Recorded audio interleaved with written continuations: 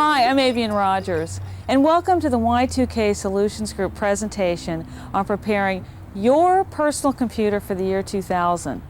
You'll meet and learn from top experts in the field. We'll explain to you the year 2000 century date rollover problem, or millennium bug as it's often called. We'll look at how it may cause problems in your PC or Mac and what you can do to be sure your computer goes easily into the next century. Now, many of you may have heard that if you have a newer PC or a Mac, then you're ready for the year 2000, there's nothing that you need to do. Unfortunately, this is usually not true. Now, in some newer PCs and most Macs, the clock in your computer, the hardware clock, will roll over correctly into 2000. But you probably still have problems at the software and stored data levels. These should be fixed or they could cause any number of difficulties, from computer failure to actually a more terrible problem of corrupted data and hard to find errors. I wish I could tell you that this video will tell you everything that you need to know, but no one can do that. If anyone says they could, they'd be deceiving either you or themselves.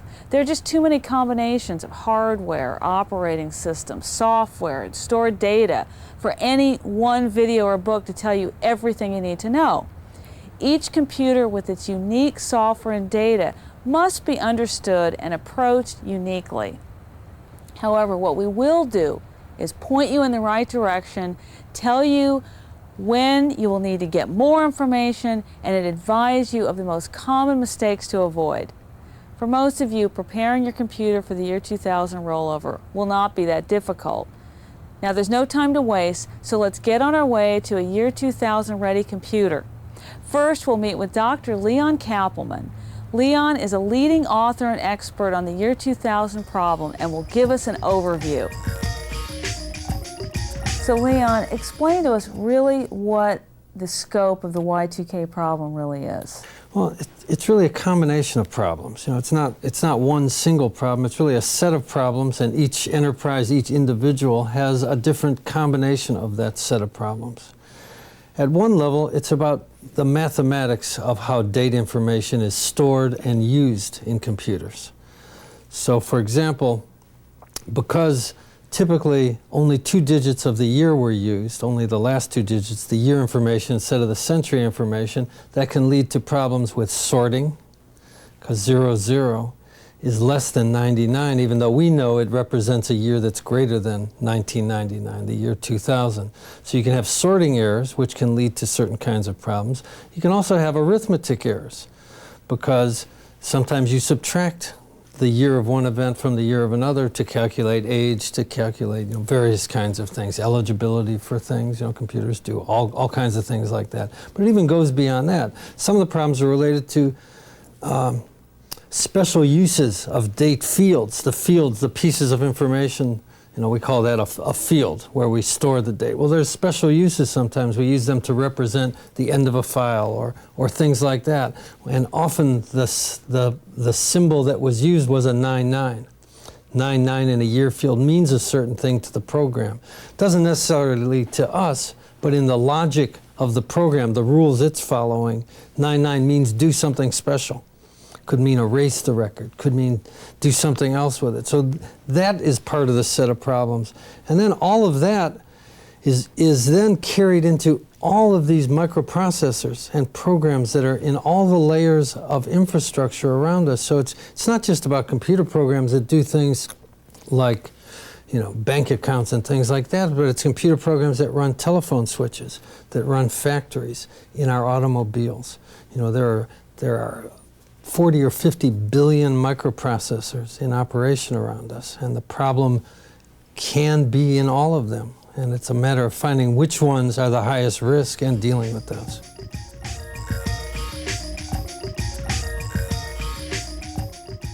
What is this problem really all about?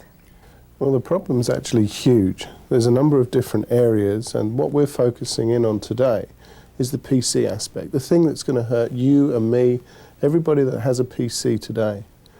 The general problem splits down into big computers, the small computers, and those things we call embedded systems, general electric components that have a chip in them. The big computers, they tend to sit in the big companies. They're doing very well at getting their year 2000 problem under control. But in the smaller computers, those personal computers that you and I have been using for the last 15 years, those systems have some very specific issues. What can actually happen? Why should we be concerned? Well, if you don't get this problem sorted out on the 5 different layers of the problem, then you could end up with not being able to pay your staff, not being able to issue invoices, really not being able to function properly. As a home user, you're going to have problems that your computer won't be doing what you expect it to do. So this could really have disastrous results if people don't start dealing with it now. Absolutely. The key function of year 2000 is to get going now. We do have enough time to make most of the corrections that are necessary, but we must start now. Carl, I thought this was a pretty easy situation where we can get a computer disk and a quick fix software program that's going to fix everything. What's the big deal? Wouldn't it be lovely? Wouldn't it be fantastic if we could have just one single floppy disk, put it in a machine and it corrects this problem? Unfortunately, it's never going to happen. This problem is very, very complex. It seems simple, but the more you dig into it, the more you find. And the problem exists on 5 layers. There's a problem with PC hardware, the actual machine itself. There's a problem with many of the common operating systems, those things that you use in order to access your computer. There's a problem with the PC software, those programs you're using to do things like generate invoices, do your modeling, play games even. They're all software programs. The information we type in is the 4th level. That's the data. That's the information that you and I have in our heads and we would like to get into the computer. And then the worst part of the problem. PCs are very good at sharing that data between different programs and between different people. So we spread this year 2000 problem almost like a virus. Are you saying that if people do not deal with this problem, that they could lose massive amounts of data and files and information? Yes, one of the key misunderstandings about this problem is that people think that the computers are going to stop. They're actually not. They're going to carry on right the way through 2000. It's just you won't be able to trust the result of what's coming out of them. The first thing that people need to do is to realize it's their own problem. Nobody cares more about your computer system than you do. Certainly not the people that sold it to you. They've had your money. It's certainly not an issue that you can just ring up somebody and get them to come in and fix it unless you're prepared to pay for it. Carl, all this talk about PCs, what about Apple and Macintosh? The Apple Macintosh seems, if you think about the 5 layers of the problem, not to have a problem at the hardware end of it. It uses a completely different architecture. But as far as the operating system, software, data and exchange of data goes, it still has similar issues to the PC. So there are some grumbles with the operating system. You can find those on the web pages. In terms of the software, a lot of it comes from the PC environment, so it has just the same type of issues as you'd find on a PC. And the data and the data exchange, exactly the same issues. So the Macintosh is not fine, except at the hardware level. And even then, I still think you should probably be a little bit wary of some of the guarantees. Hi, I'm Robert Roskin, president of Y2K Solutions Group. I'll be your guide through the step-by-step process of preparing your computer for the millennium. Now that we understand the basis for the year 2000 rollover problem, the next step is to understand just exactly how this problem may affect your computer. So, let's go and take a closer look at each step. There are actually 5 areas or levels in the computer where date-sensitive data is used. Each level can cause century date-related problems on the 1st of January 2000, or maybe even before. Now let's go through each of the 5 levels and look at how to correct each level. Let's begin at the first level, and perhaps the simplest to fix, the hardware level. In your hardware, in your actual equipment, built into every computer is a clock or counter. Actually, it's a chip with a little battery in it that serves to keep the time and the date. It's called the real-time clock, or RTC. This real-time clock may or may not roll over properly from 1999 to 2000. It must be tested and fixed if necessary.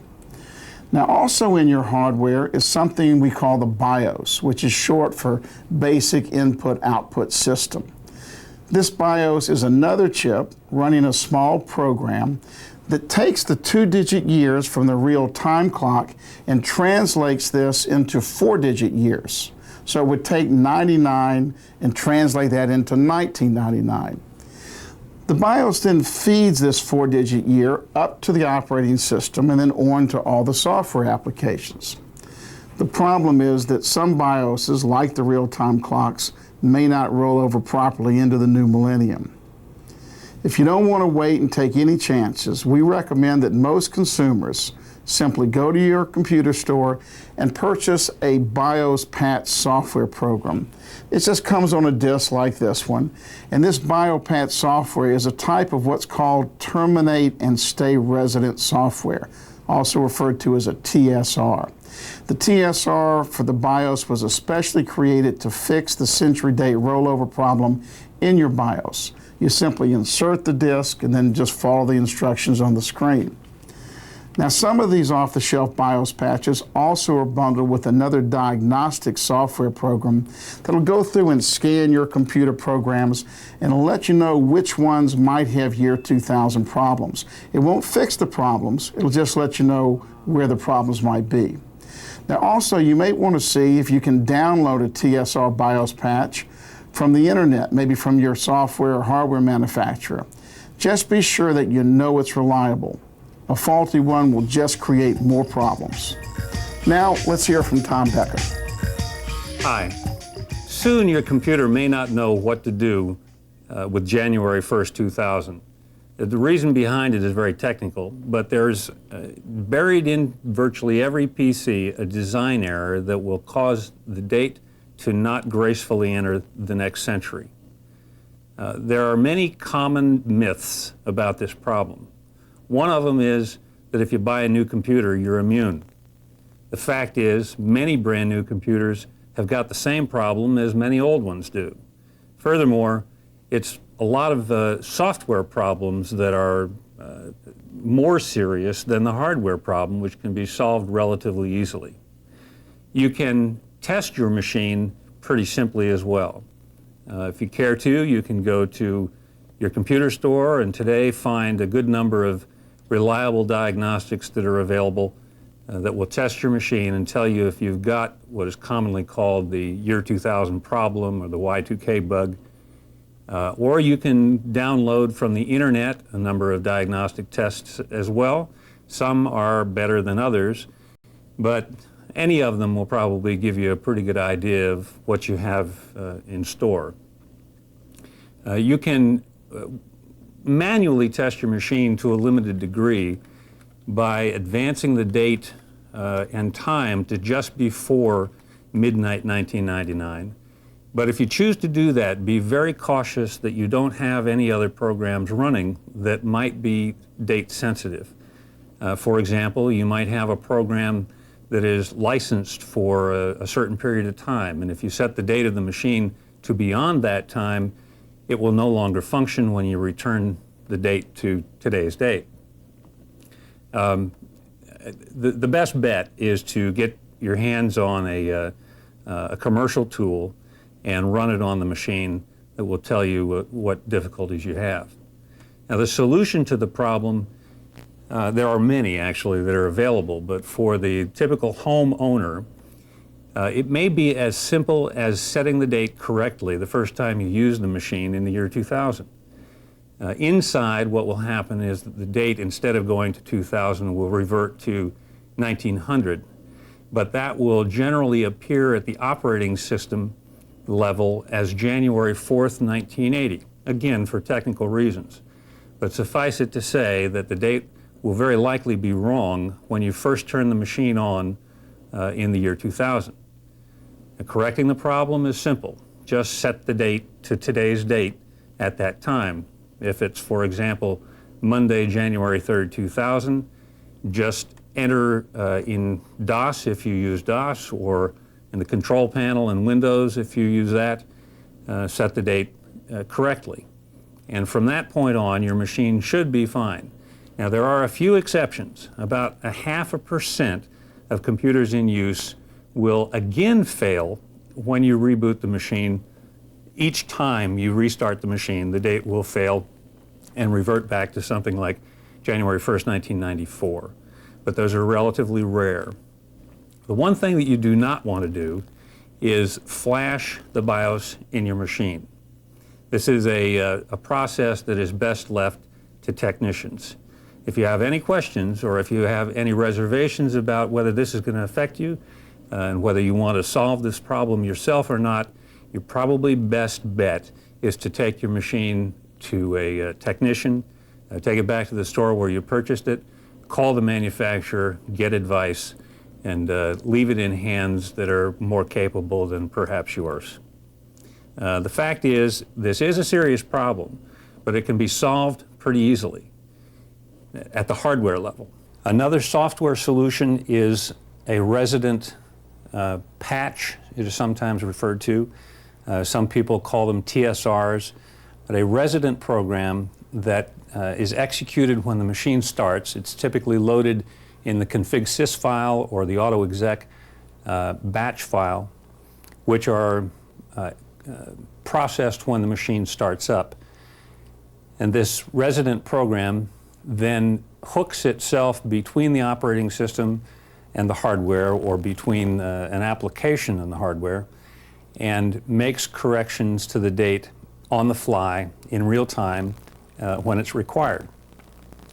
This kind of a solution is easy to apply. They are generally inexpensive. There are universal such programs. There are some that are written specifically for a particular brand, even a particular model of hardware. So you've got some selection to do if you choose to go that route. Now, what you've solved now is the hardware problem in PCs of the year 2000. This will provide the correct date to software operating system, but it won't solve all your problems. In fact, it's the smallest, the simplest part of the overall issue. Pay attention now to your software.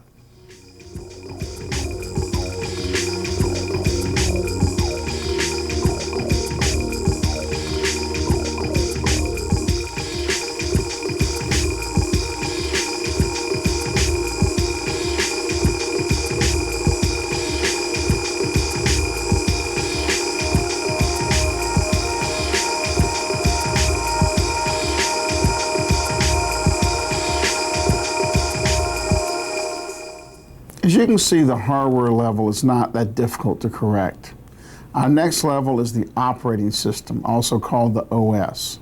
The operating system is a software program that initializes all the functions of your computer and allows the hardware to interact with your programs and applications. In most desktops, the operating system is either Windows or DOS or Mac. You need to be aware of how your operating system handles dates. And in some situations, you may need to adjust the preference or the protocols or the setting features to handle 4-digit dates. Year 2000 problems at the operating system level, again, are relatively easy to fix. You may want to contact the company that created the operating system, like Microsoft or Apple, to see if they have a free upgrade they can send you, or maybe one you can even download from the internet. Now let's go back to Carl and Avian for more on the operating system. Most PCs are running a classic operating system. You'd be talking about DOS or Windows, Windows 95, maybe even NT. All of these operating systems have some very irritating little problems with them. Most of them are not things that are going to cause your business to collapse or cause you to make great violent mistakes, but they are things which should be addressed if you really want to make your machine function correctly in the next century. For example, in File Manager and Explorer, the dates will be misrepresented after the year 2000. No matter whether or not your PC is corrected on the hardware level, this is a simple problem with the way that the operating system works. You can get downloads from Microsoft. They will allow you to pull that down from the internet and load those onto your machine. They're simple fixes, very straightforward patches. And then you need to have a look at this other area. If we have a look at my PC here, you'll see that we have the control panel of Windows 95 open. If you go into the regional settings part of the control panel, The regional settings part has a short date style in there. Now the normal way of installing a PC with either Windows or Windows 95 is to use the MMDDYY setting. That's in fact the way it sets it up automatically for you. However, a number of programs take their understanding of how to display dates or how to accept the input of dates from whatever it says in that screen. So if you change that to MMDDYYYY, so you're using a 4-digit year, then some of your other programs will behave differently. They will start to ask you for 4-digit years, and they will come to expect that you will always type in a 4-digit year. Sometimes there are some mistakes that are made in the way you write programs, and this particular correction may cause an issue. This will correct most of the problems with common software packages. However, if you're running some homegrown packages, things you've written yourself, it's possible that they may not fix the problem. In fact, it might make the problem worse. So we just have to be careful when giving advice to people. Try this, but don't be surprised if something peculiar happens. And always, always, always back up before you try anything like this. But it is a suggestion, and it should make things a bit better from here on.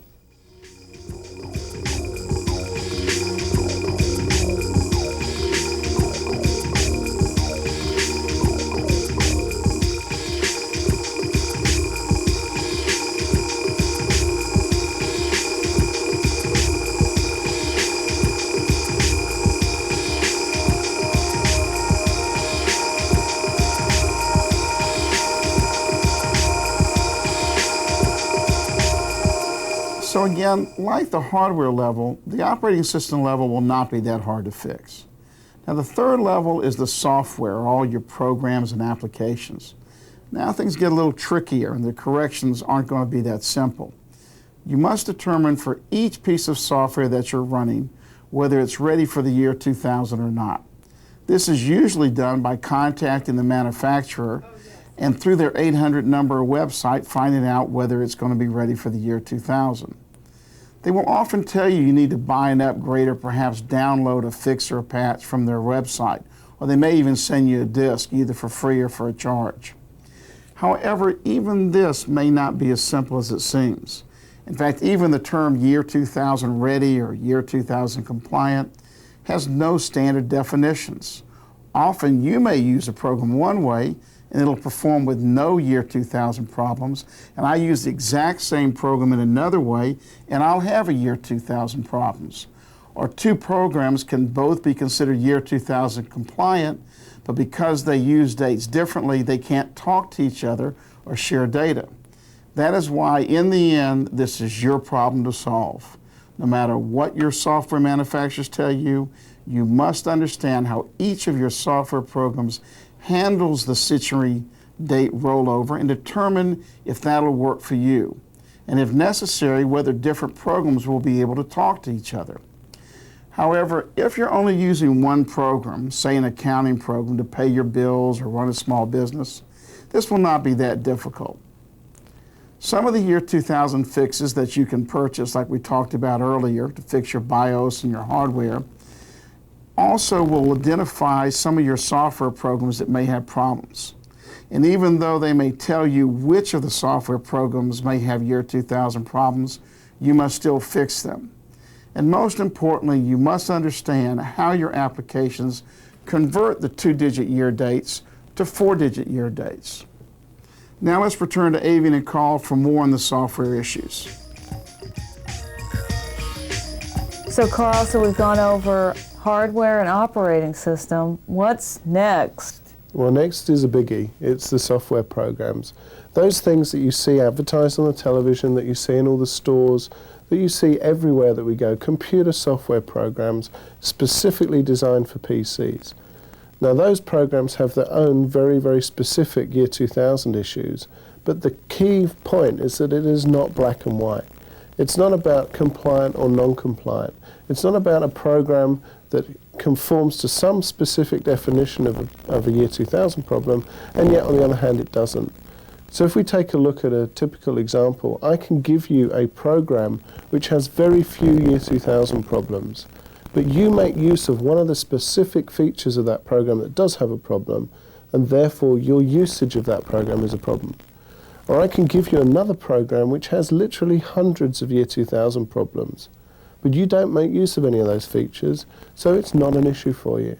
So here we have the problem in explaining this. And there's so many issue. different kinds of software that people are using. There's thousands. There's literally thousands of programs out there. Okay, so I understand that what we should be doing is using 4-digit year numbers. That seems like it makes a lot of sense. But what about software that doesn't let you put the 4-digit years in? There are some programs that simply don't, that will only expect and accept a 2-digit year. And they probably make a guess as to which century you mean. And you need to find out what those centuries are and what the guesses are so that you can use that program in the correct way. Again, those retail tools will tell you what those date windows are within your program, or you could contact the manufacturer and ask them. Although be prepared for a long wait, you might not get the answer very quickly. So to summarize the software issue, what your recommendation to the small business and homeowner person would be to go to a computer retailer and buy the appropriate tool utility to do the software assessment. And how will that work? That's correct. I mean, there's a few utilities around, and the way that they will work is to actually check your PC hardware and do it live. They will actually test it while you watch. They will then, in most cases, fix that problem. They can then go in and look for the footprint, if you like, of a particular PC program on your machine and correlate that against the database. They'll actually check to see whether or not you've got one of these year 2000 problems on your machine, a bit like an antivirus tool. And when they find that you've got one of those problems, they should come up with a description of what the problem is and what you can do about it. There's a number of these tools available. You can get them in retail now. I think it's a very good idea that you use those to find out what your issues are, what your problems are. Then you're in a position to make an informed decision as to what you need to do for year 2000 on your PC.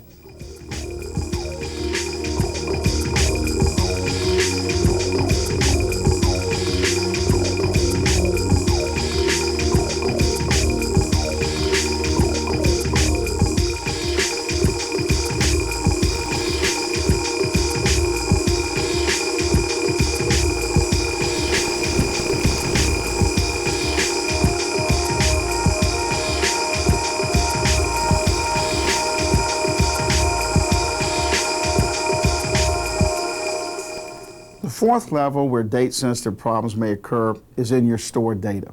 Your spreadsheets, your databases, your financial records, all the information you've been entering into your computer maybe for years, and usually is a 2-digit year date. Again, you have to be aware of how your dates are being used and stored.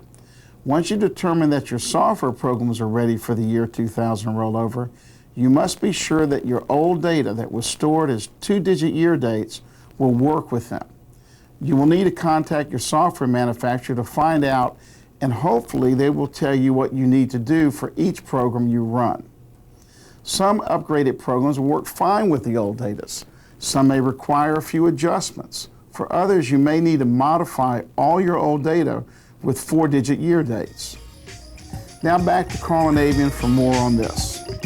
How do we protect the data files and the information? You need to understand the issue with PC data.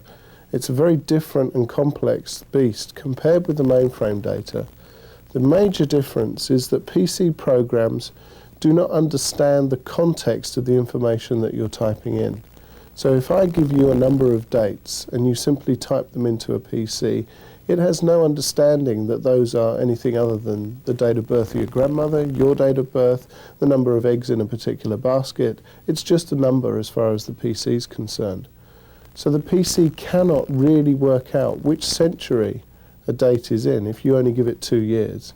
It will make a guess in most cases, and sometimes it'll get it right, and sometimes it'll get it wrong. And in some cases, it can't actually handle the data after the end of the century anyway. Then we come to probably the worst character of year 2000 problems in software, the so-called date windowing issue. In the mainframe area, there are a number of different techniques you can use to fix your programs and fix the way that your programs handle dates.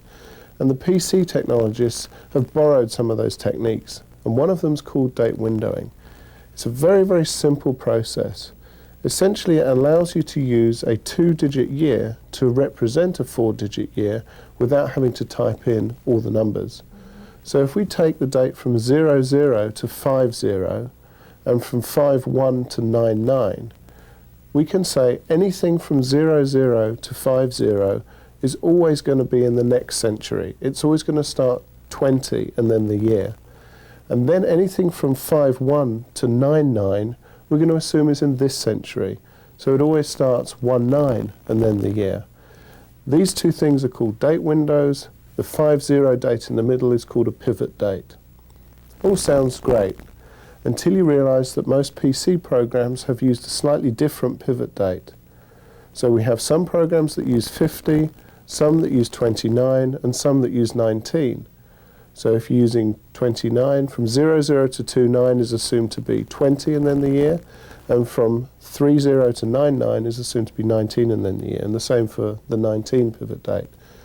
And the way that this really causes problems is that a lot of programs are quite happy to share information between different types of program, even though they're using different date windows.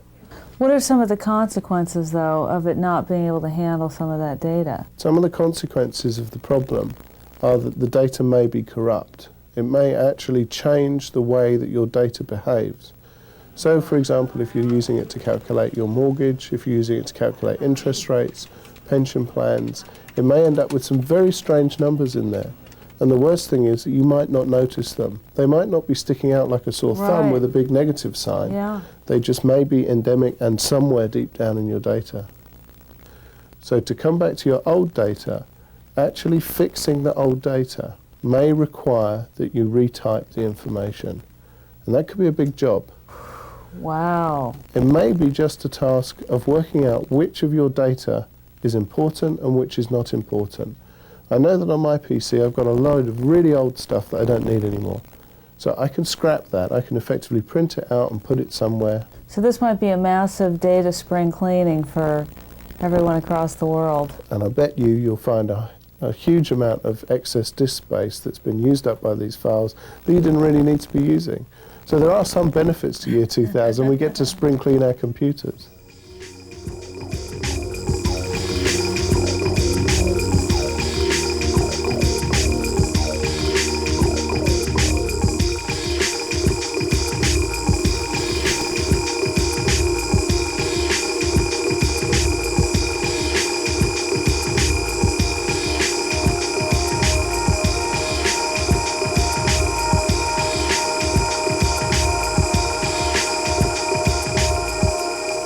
The fifth and final level, perhaps the most complex, is data transfer or data sharing. This is the transfer of your data between various software programs or the transfer of data between different computers. Say you work at home and you're tied into your company's mainframe at their headquarters. If you're transferring your data between two software applications, you must understand how date data is stored in each and how it flows between these programs. If they both handle the dates in exactly the same manner, transferring data between two programs will be no problem. However, if they don't store and process dates identically, the exchange can be more complicated. For example, even two different versions of the same software program, say version number 3 and version number 4 spreadsheets, may handle the dates differently, and therefore their exchange of data may be a problem. In this case, the only way to exchange data between the two versions may be to manually go in and convert the 2-digit year dates to 4-digit year dates. Again, you may need information from your software manufacturer here. If you're transferring data between your computer and another, this can get very complicated, and it may be best left to professionals. Okay, Carl, so at the beginning, you said that there were 5 different levels to the fixes for the computer 2000 problem. We've done 4 of them, so what's the 5th? Well, the last one is probably the worst. That's the data sharing. That's the way that PCs and other programs are able to take the information that you've put in and then spread it amongst different programs so that the different programs can use that same data for different purposes.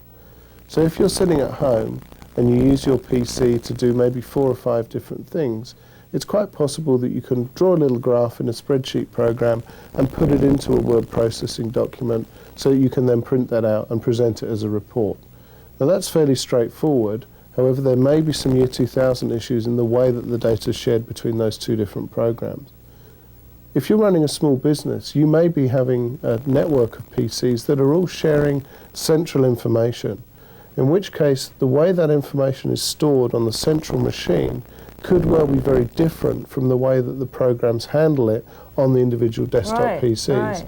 So you then need to analyze the differences between the 2. If you're running in a large computer environment where you're a user at home, a teleworker, you just bring your PC home in the evenings, it's quite possible that your corporate information is sitting on a mainframe or on some very big servers back in head office. In that case, you really need to go talk to the IS manager about how he is dealing with the different ways that data is exchanged in your organization. This isn't something that you should really be diving into yourself.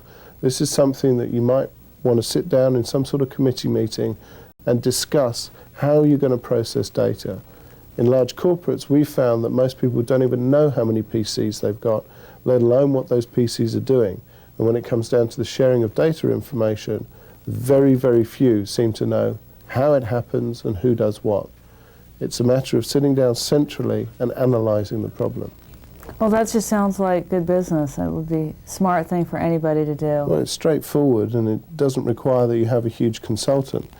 If you happen to be hooked up to a PC network or you telecommute, you work from home, hook into your company's network, then you probably want to go back to your MIS department, your IT manager, and discuss with them what they're doing about year 2000. Because although it's a great idea to get your own machine sorted out, you want to make sure that you're fitting within the company standards. And fixing network PCs is not quite as straightforward as just fixing a home user's machine. Because all of a sudden, even though your computer's fine, you're still literally married to those other computers, and so it could cause breakdowns even on your side. Very true, very true.